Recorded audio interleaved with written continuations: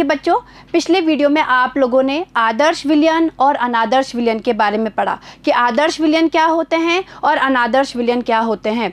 आज हम लोग यहाँ पर स्थिर क्वाथी मिश्रण के बारे में पढ़ेंगे कि स्थिर क्वाथी मिश्रण क्या होते हैं। देखिए बच्चों, ये कहा जाता है कि ऐसे द्विघटकीय मिश्रण जिनका कि द्रव प्रावस्था और वाष्प प्रावस्था में संघटन समान रहता है उन्हें ही स्थिर क्वाथी मिश्रण कहते हैं। और ये जो स्थिर क्वाथी मिश्रण होते हैं ये एक निश्चित ताप पर उबलते हैं। ठीक है, तो देखिए ध्यान दीजिएगा, स्थिर क्वाथी मिश्रण देखिए बच्चों, वे द्विघटकीय मिश्रण जिनका द्रव एवं वाष्प प्रावस्था में संघटन समान होता है और एक निश्चित ताप पर उबलते हैं, स्थिर क्वाथी कहलाते हैं। अभी हमने ये बात कर ली। ठीक है, मैंने अभी आपको बताया था इसके बारे में। ऐसे मिश्रणों के घटकों को प्रभाजी आसवन के द्वारा पृथक नहीं किया जा सकता। देखिए बच्चों, ऐसे जो स्थिर क्वाथी होते हैं, ऐसे स्थिर क्वाथी मिश्रणों के घटकों को प्रभाजी आसवन के द्वारा पृथक नहीं किया जा सकता है। अब देखिए आगे कि ये स्थिर क्वाथी जो मिश्रण होते हैं ये भी दो प्रकार के होते हैं। कितने प्रकार के होते हैं? दो प्रकार के। देखिए ध्यान दीजिएगा, पहला प्रकार क्या है? देखिए, न्यूनतम क्वथनांकी स्थिर क्वाथी। जो हम लोग स्थिर क्वाथी मिश्रण के बारे में पढ़ रहे हैं, तो स्थिर क्वाथी मिश्रण का जो पहला प्रकार है वो है न्यूनतम क्वथनांकी स्थिर क्वाथी, और जो दूसरा प्रकार है वो है अधिकतम क्वथनांकी स्थिर क्वाथी। तो अब हम इन दोनों के बारे में पढ़ लेते हैं कि न्यूनतम क्वथनांकी स्थिर क्वाथी क्या होते हैं और अधिकतम क्वथनांकी स्थिर क्वाथी क्या होते हैं। ठीक है, ध्यान दीजिएगा।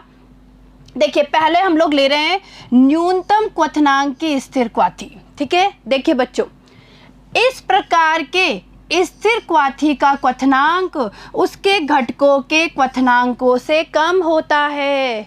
देखिए बच्चों, कहने का मतलब है कि जो ऐसे स्थिर क्वाथ होते हैं तो उनका जो क्वथनांक होता है वो उनके घटकों से क्या होता है? कम होता है। इसीलिए इनको नाम दिया गया है न्यूनतम क्वथनांकी स्थिर क्वाथी।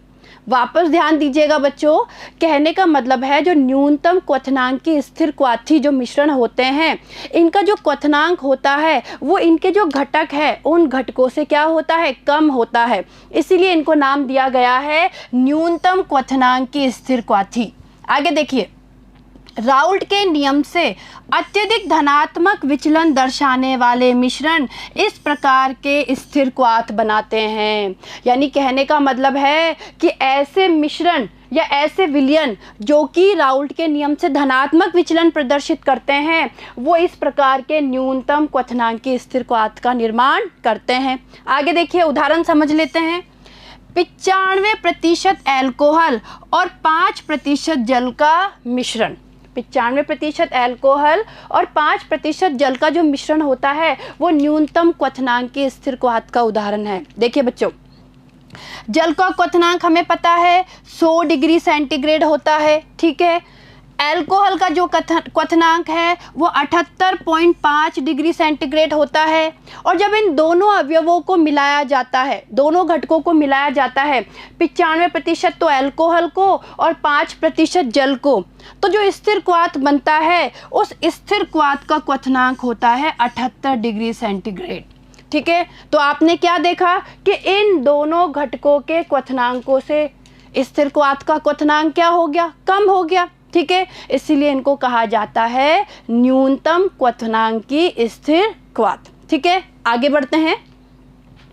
अब हम लोग बात करेंगे अधिकतम क्वथनांकी स्थिर क्वाथ के बारे में, या अधिकतम क्वथनांकी स्थिर क्वाथी क्या होते हैं। देखिए बच्चों, ध्यान दीजिएगा, इस प्रकार के स्थिर क्वाथी का क्वथनांक उसके घटकों के क्वथनांकों से अधिक होता है। देखिए यहाँ पे क्या होगा, यहाँ पे जो दोनों घटकों को मिलाने पर जो स्थिर क्वाथ बन रहा है उस स्थिर क्वाथ का जो क्वथनांक है वो दोनों घटकों से क्या होगा? ज़्यादा होगा। इसलिए इसको नाम दे दिया अधिकतम क्वथनांकी स्थिर क्वाथ। ठीक है, देखिए राउल्ट के नियम से अत्यधिक ऋणात्मक विचलन दर्शाने वाले मिश्रण इस प्रकार के स्थिर क्वाथ बनाते हैं। तो देखिए बच्चों, जो राउल्ट के नियम से अत्यधिक ऋणात्मक विचलन प्रदर्शित करते हैं वो इस प्रकार का स्थिर क्वाथ बनाते हैं। आगे देखिए, उदाहरण समझ लेते हैं हम।